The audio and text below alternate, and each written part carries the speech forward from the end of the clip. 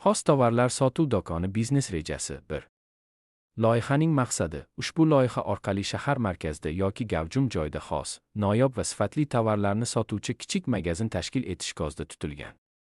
Maqsad: doimiy mijozlar bazasini yaratish va barqaror foyda olish. Asosiy ma'lumotlar: do'kon maydoni 30 kvadrat metr, joylashuv Toshkent shahri, faoliyat turi: xos, noyob tovarlar savdosi, ishchi soni: bitta sotuvchi, tadbirkor, loyiha egasi, yakka tartibdagi tadbirkor sifatida 3. Boshlang'ich xarajatlar, xarajat turi: izoh miqdor, ijara, depozit oldindan to'lov, 3 oy uchun ijara to'lovi, 2 oy.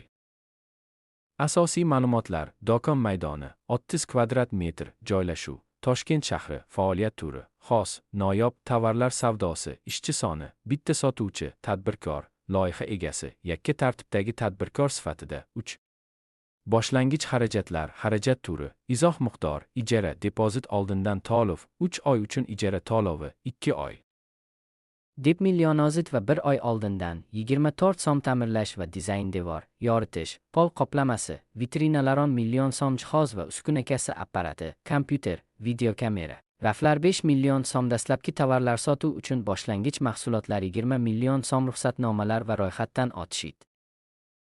Ochish, hujjatlar, litsenziyalar 1 million so'm reklama va ochilish tadbiri banner, ijtimoiy tarmoqlar, promotsiyalar 2 million so'm ishchi kapital, 3 oy, ijara, ish haqi, kommunal. Boshqa xarajatlar uchun zaxira 33 million 900 ming so'm, jami boshlang'ich xarajatlar 95 million 900 ming.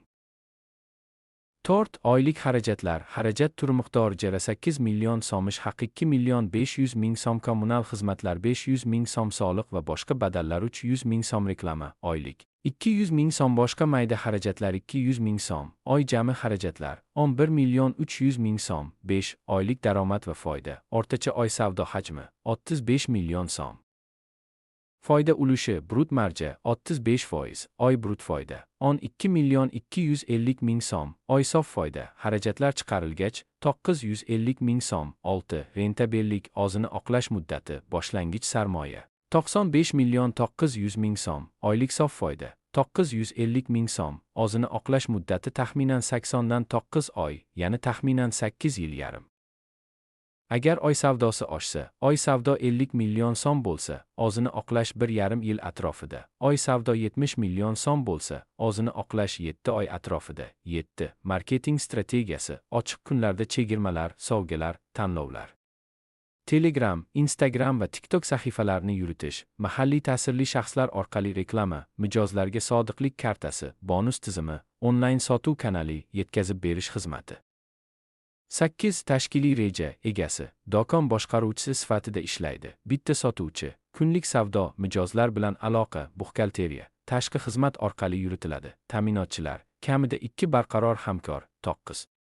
Soliq va qonuniy talablar, ro'yxatdan o'tish, yakka tartibdagi tadbirkor, IT sifatida, soliq tizimi, soddalashtirilgan, daromad soligi, ruxsatnomalar, sanitariya, yong'in xavfsizligi, hokimiyat roziligi. 10. Risklar va oldini olish, risk choralar, savdo past bo'lishi, reklama kuchaytirish, assortimentni o'zgartirish, yetkazib beruvchi muammosi, bir nechta manbadan tovar olish, yuqori ijara narxi, maydoni kichikroq joy tanlash, pul aylanishi, sustligionline to'lov va buyurtma xizmatlari joriy etish. 11. Amalga oshirish bosqichlari: 1. oy, joy tanlash, shartnoma tuzish, ro'yxatdan o'tish. 2. oy, ta'mirlash, tovar xaridi, xodim tayyorlash. 3. oy, ochilish marosimi, reklama, dastlabki savdolar. 4. oydan boshlab barqaror savdoni yo'lga qo'yish. 12. Xulosa: bu biznes reja O'zbekiston sharoitida kichik hajmli, lekin foydali chakana savdo loyihasini yo'lga qo'yish uchun mo'ljallangan.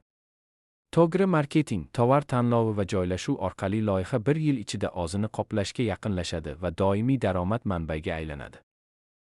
Biznes haqida eng foydali videolar shu yerda. Obuna bo'ling, like bosing va fikringizni kommentda qoldiring.